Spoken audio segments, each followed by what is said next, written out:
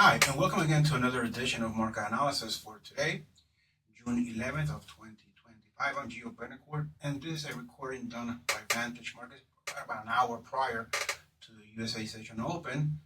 Well, after months of agony, it looks like the stock market has finally learned to live with President Trump's impact on trade and tariffs. The S&P 500 closed at its highest level in almost 4 months yesterday, and is now up right about 1% since inauguration day, while April brought a sharp drop. Shares have been recovering since. Now, the important question is what happens next if the index is just 1.7% up its all-time high, and that's about 61.65. Talk between Chinese and U.S. futures ended with a hopeful handshake, but was spared on details. Separately, an appeals court said tariffs can stay in place for now. Crucially, it won't hear arguments until the end of July, which means that Trump is free to re-implement the levies as originally planned when the 90-day pause ends early next month. The market is betting that the peak chaos of tariffs is behind us. The idea is that if Trump wants to point to stock market gains as evidence of his success, he won't do anything to radically drag them down.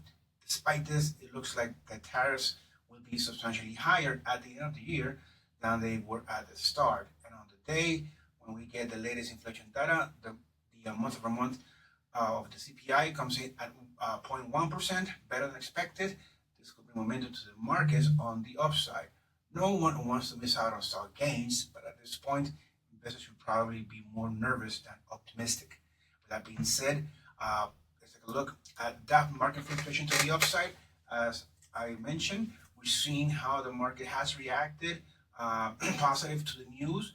Basically, is fluctuating above the boundary band, the upper boundary band, meaning that most likely is on a three-standard deviation of volatility. So, how much higher can we move? Let's go down to a monthly chart basis here and take a look past scenarios.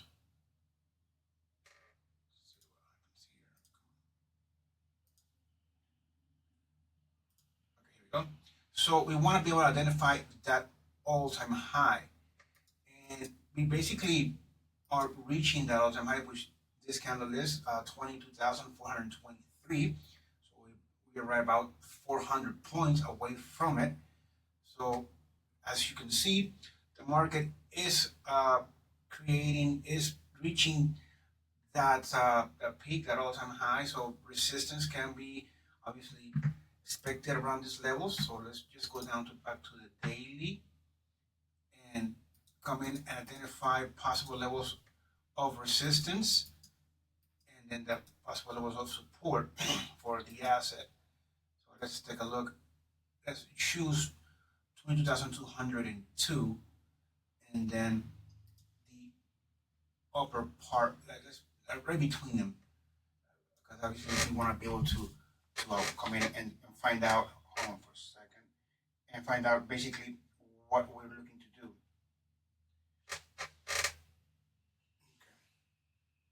Okay. So sorry about that. So sorry. Basically, what we want to be able to identify is another level. So we have that swing low from today, and right below that swing low, so that swing low is 21,865. So let's use 21,800 psychological round value, and then the second level, which was yesterday's second as well, to be a bit too high. Let's use this almost kind of basically double bottom, which crosses a whole lot of different candles to our left. So let's see if these levels will give us a substantial opportunities to come and trade. Let's take a look at the S&P 500. So the S&P 500, that 61.65 is somewhere around here. So we still have a long way to go. So initially, I'm going to use 6100 as my first initial level of resistance, 6120. Not that I'm saying it can't go any higher than that, but initially you want to be able to actually, I'm going to use 6080 initially, and then 6100. So as far as support, I'm going to use 6020, which is basically a rejection from today's swing low, and then the psychological value of 6,000. So we're looking for a continuation to the upside on these assets. The Dow Jones Industrial as well, ranking up some gains here. Here we go. So there's a lot of volatility right now, so that's basically what we've seen. So let's use 43,200 initially, and then right above that. I mean, if you want to be able to use a tool, we can use the trend extension fib. So we want to measure at least 2 or 3 candles pass from a swing low. So let's see how much of this can we expect, and therefore use that Gaussian proportion, which we use as possible levels of where the market could probably come to, and then that value, that psychological value.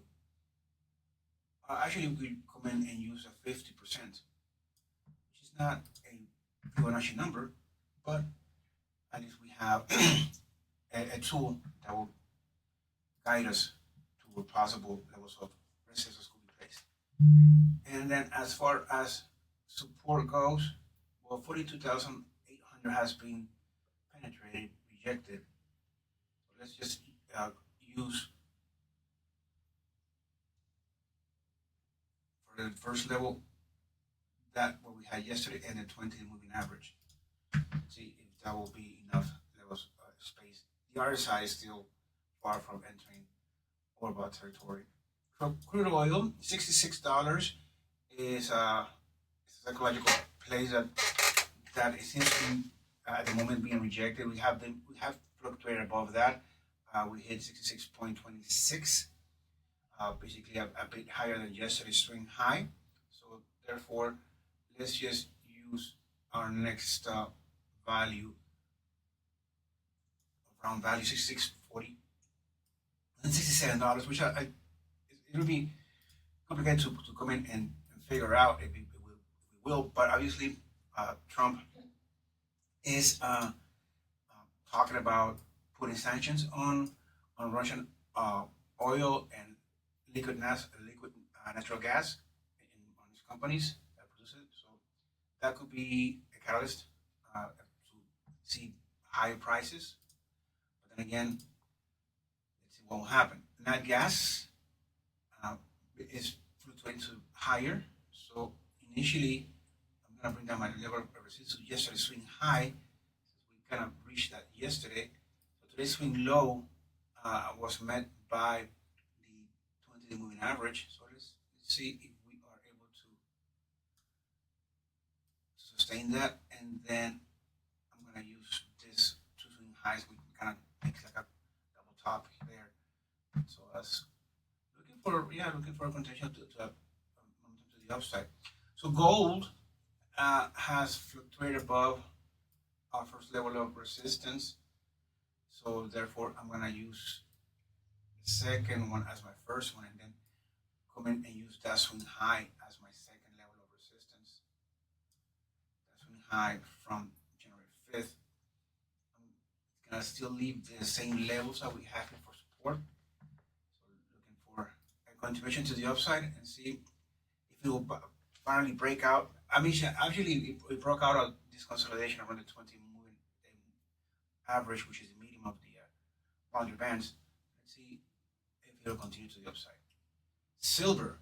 So silver is for sure looking to break out. So let's use a swing low, 36 flattish that it came down towards, and it rebounded. So it rejected it.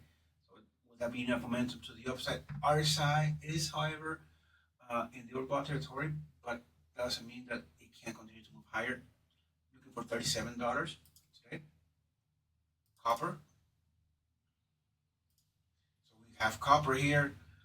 Let's use that 20-day moving average, which basically was rejected by the market, and then the 50-day moving average as our second.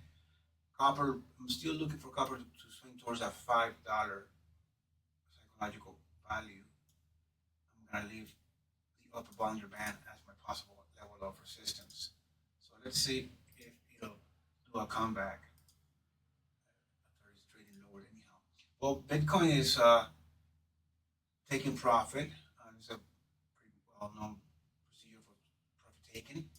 So therefore, I'm going to use the 20-day moving average as my second level of support, leaving the same level of resistance, and see if it'll do a move to the upside. RSI is not even close to be entering overbought. The euro after the news fluctuated to the upside, so let's use that overbought band. Now, will the dollar index recuperate from this movement? Will that be the case? So we have 114 as psychological value, so that's what I'm going to use as the first level of support, and then the 20-day moving average as my second one. So let's see if it sustains itself north of 114. The pound basically is in range from yesterday, within yesterday's range. So let's see if it'll do a move to the upside after this news.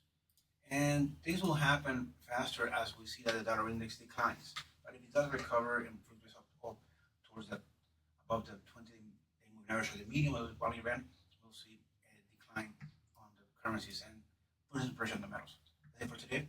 Have a great trading day. I'll see you tomorrow.